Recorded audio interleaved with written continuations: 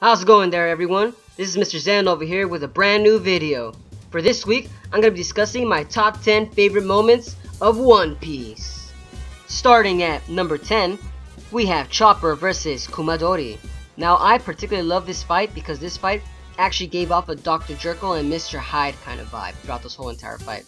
Because when you look at the fact that Kumadori was facing off against Chopper, Chopper was in fact, he was trying to take control of the fight, but Kumadori, with his superior battle experience and Chopper's only just medical hand experience, you know that for sure that Kumadori was actually going to win the battle.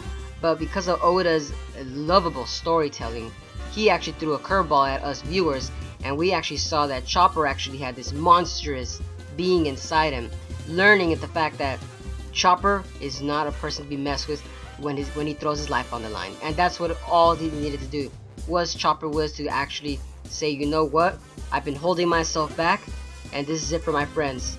I'm gonna sacrifice my sanity just so I can rescue Robin. And that's really good in a sense, But like I said before, this fight, you actually start also noticing the fact that even the Straw Hat crew members were starting to take note of Chopper's power and abilities as well as a not as a doctor actually. I would say more as a very, very dangerous opponent to have on the opposite side. And I'm glad that Chopper is actually on part of the Straw Hat members. Because can you imagine this guy facing off against him in the random woods of Drum Island? Holy snap, I actually would be scared to death. Starting at number 9, we have Sanji and Zeph's past.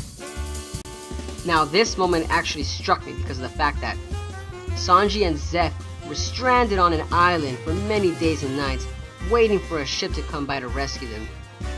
With all hope is lost, both of these characters had each other only to survive, and while each other were struggling through their ordeal, they actually bonded and had a very father-son relationship going on, which I particularly love that scene in itself when Sanji noticed that Zeph had chopped his own leg off and was feeding himself with it. It just struck me because of the fact that each of them literally self-sacrificed each other in order for both of them to survive. And I love the fact that Zeph really did care about people. And in this scene, you literally notice that each of their personalities starts changing and they start becoming more aware of what's becoming around them. And they both grew up and matured in a sense, you could say. And this particular moment is also one of the best moments in One Piece itself because of the fact that it's very likely to happen outside in the real world as well, which I also kind of find it very amusing at the fact that an idea so simple can be made into something so very tragic. Number 8 is actually Bellamy versus Zoro and Luffy.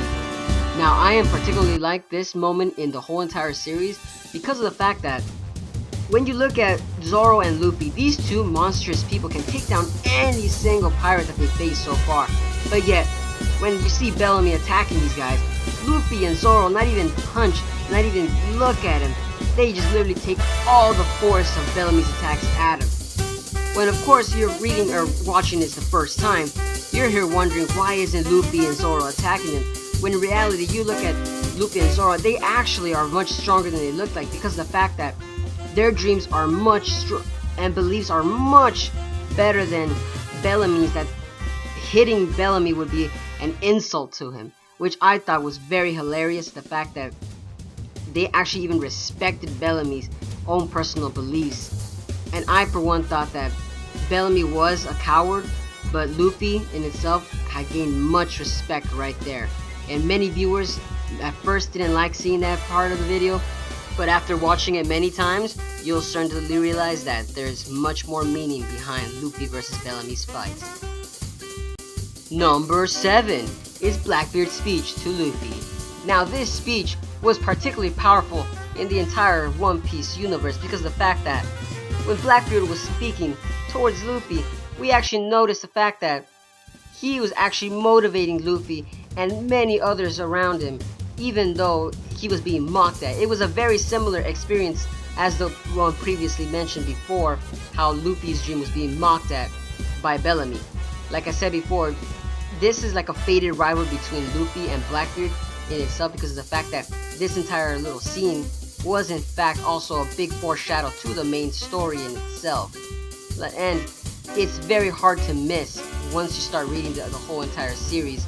You'll start noticing Blackbeard then becomes a central figure in the entirety of the whole arc itself. Now, Oda is a master storyteller because of the fact that you're going to love Blackbeard, but you're also going to hate him. And Blackbeard's speech is one of those top 10 reasons that you're going to love Blackbeard's character in itself. Number 6 is Zunisha's assault on Jack. Now, I particularly was very fond of this epic attack because of the fact that we actually see a giant island go on the assault against a whole armada of fleets. Now, that is the first time we've seen that in the whole entire One Piece universe, and it surprised many of its viewers that someone can actually control a giant behemoth at a thought and just a whim of just one word, just saying attack, and that's basically it.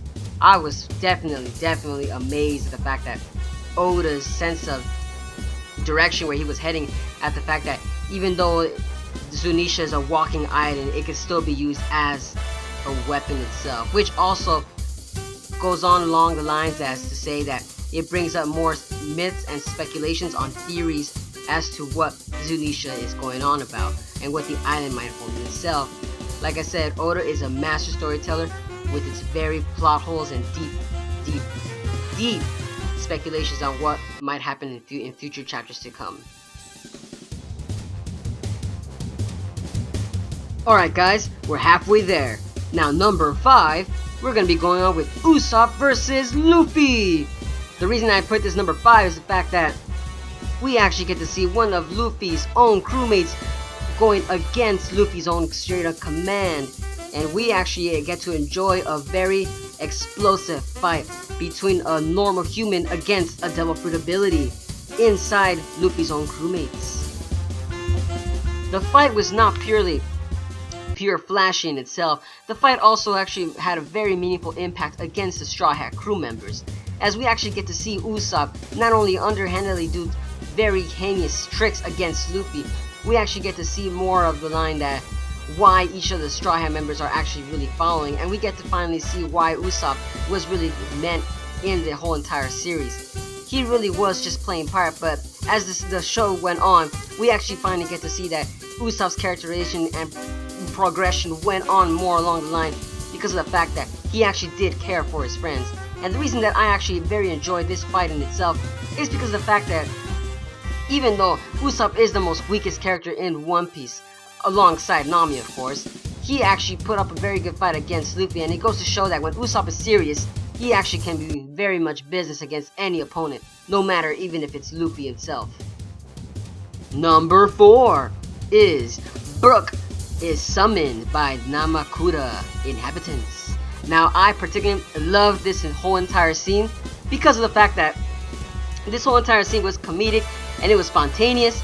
It was downright abstract from all the other people that when were sent by Kuma to other islands. And Brook, out of all of them, stood out because of the fact that when his was supposed to be another serious tone involved in the, I would say, the separation of the Straw Hat members, his was very a comedic relief, and it was very well suited for him.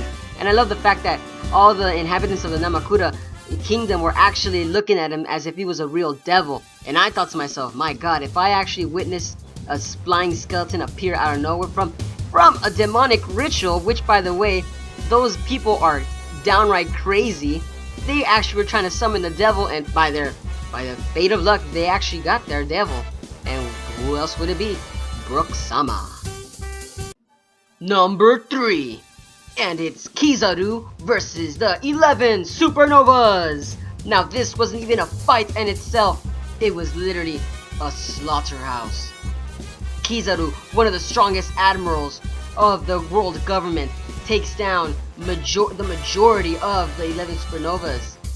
And at the same time, he is actually arresting people at the same time while having fun, you could say. He literally was enjoying himself trying to taunt all these pirates, even though the pirates themselves weren't exactly easy feats to defeat. As you can see, Kizaru's entrance was extraordinary epic in itself. I personally love this whole entire fight. I'm sorry, I shouldn't say fight again. This whole entire entrance, you could say, because of the fact that Kizaru was an underestimated opponent, and all the time in the One Piece universe, you can tell that all the admirals are going to be frequently strong. There's no denying that.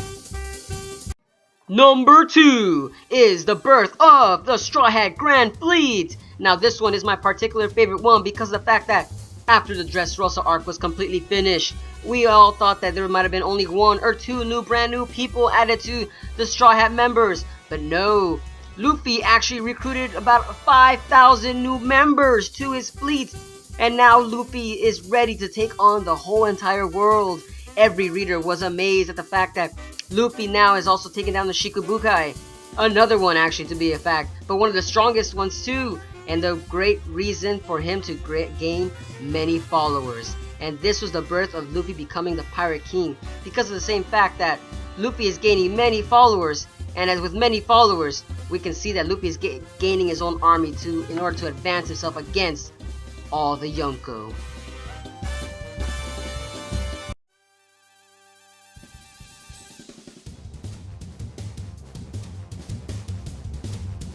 Alright folks, this is the moment that you all been waiting for. Number 1. Bartholomew Kuma versus Zoro! Now this fight was particularly my most favorite fight of all in One Piece universe. Because of the fact that out of this whole entire fight, after Luffy has defeated Gekko Moria, we witnessed that another Shikibukai has entered the playing field. And while the other crew members are incapacitated, you could say, only Zoro is the only one available to defeat this monstrous being. Now, when Zoro is actually fighting against this person, he actually starts witnessing that he actually can't defeat this one person. And that's something that we've never seen in the whole One Piece universe, is the fact that when Zoro admits defeat, he admits defeat.